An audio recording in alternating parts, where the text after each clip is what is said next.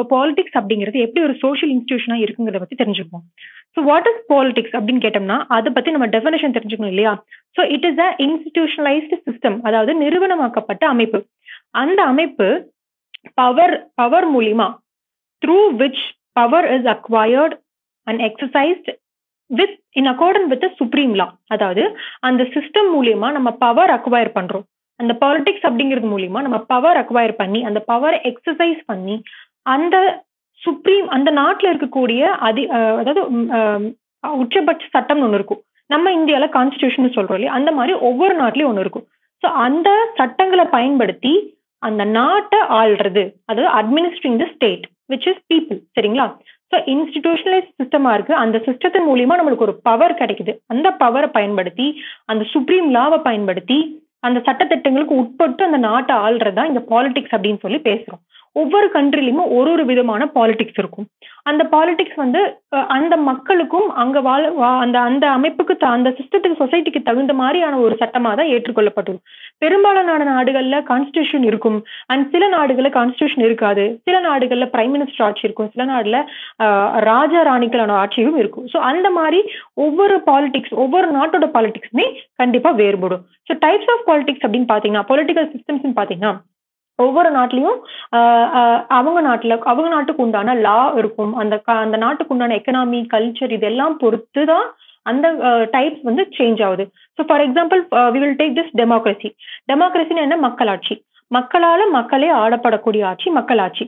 So அந்த population அங்க இருக்கக்கூடிய ஒவ்வொரு மக்களுமே அந்த மக்களை ஆளக்கூடியவங்களுக்கு எலிஜிபிளா இருப்பாங்க. சரிங்களா?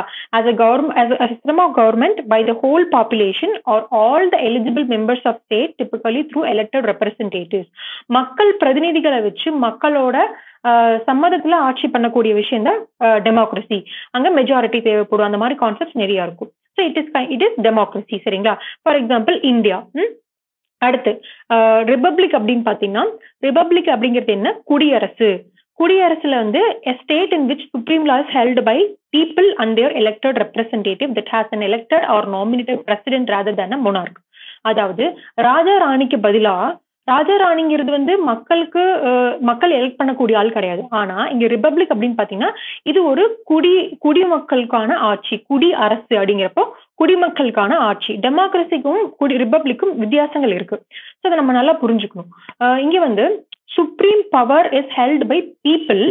மக்கள் கிட்டதான் பவர் அதிகமா இருக்கு. ஆனா and there elected representative and that has unelected or nominated president. அதாவது மக்கள் கிட்ட பவர் இருக்கு. அட் த சேம் டைம் அவங்களோட எலெக்டட் ரெப்ரசன்டேட்டிவ் வந்து சட்டத்துல கையில் எடுத்திருப்பாங்க. அதாவது அந்த பவர்ஸ் வந்து அவங்களுக்கு இருக்கும். மக்களோட நேரடி பிரதிநிதியா அவங்கள வச்சிருப்பாங்க. சரிங்களா? ஸோ டெமோக்ரஸிக்கும் இந்த ரிபப்ளிக்கும் நிறைய டிஃபரன்ஸ் இருக்கு. அது நம்ம வரும் கிளாஸஸ்ல நம்ம தெரிஞ்சுக்கோம். சரிங்களா?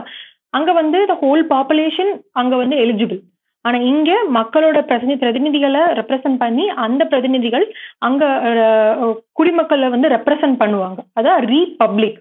பப்ளிக் வந்து ரீபப்ளிக்கா இருக்குன்னா குடிமக்களை ரெப்ரசன்ட் பண்றதுனால அங்க குடிமக்களோட அரசு அப்படின்னு சொல்றாங்க. அதுக்கு அடுத்து monarchy. Monarchy we know that.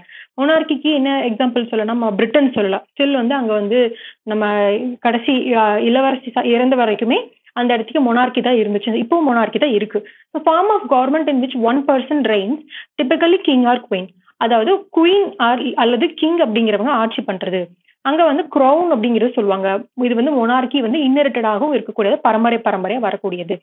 Communism is nothing but the state plans the uncontrolled the economy. அதாவது அந்த எக்கனாமியும் அந்த நாட்டோட எல்லா விஷயங்களுமே அரசுடைமையாக்கப்பட்டிருக்கிறது கம்யூனிசமா இருக்கும். சரிங்களா? ஸ்டேட் தான் எல்லாமே அங்க அப்படின்னு சொல்லலாம். அங்க வந்து இப்போ பிரைவேட்ங்கிற ஒரு பேச்சுக்கே இடமே இருக்காது. ஃபார் எக்ஸாம்பிள் ரஷ்யன் கண்ட்ரிஸ் எல்லாமே கம்யூனிசம் ஃபாலோ பண்ண கண்ட்ரிஸ். இந்த சைனால கூட நம்ம வந்து கம்யூனிஸ்ட் பார்ட்டி தான் இருக்கு. ஸோ அந்த மாதிரி கண்ட்ரி ரஷ்யா வந்து சோவியத் யூனியனா இருந்தப்ப எல்லாமே கம்யூனிசம் அங்க நிறைய ஃபாலோ பண்ணப்பட்டிருந்துச்சு. இப்ப வந்துட்டு சைனால அந்த மாதிரி கட்சி அப்படி இருக்கு. பட் இருந்தாலுமே கம்யூனிஸ்ட் பார்ட்டி தான் சொல்றாங்க. ஸோ அந்த இடத்துல ஸ்டேட்டோட விஷயத்துல எல்லாமே இருக்கும். There is no private. சரிங்களா? Often the authoritarian party holds power and state controls are imposed. அங்க வந்து சில சமயங்கள்ல அத்தாரிட்டேரியன்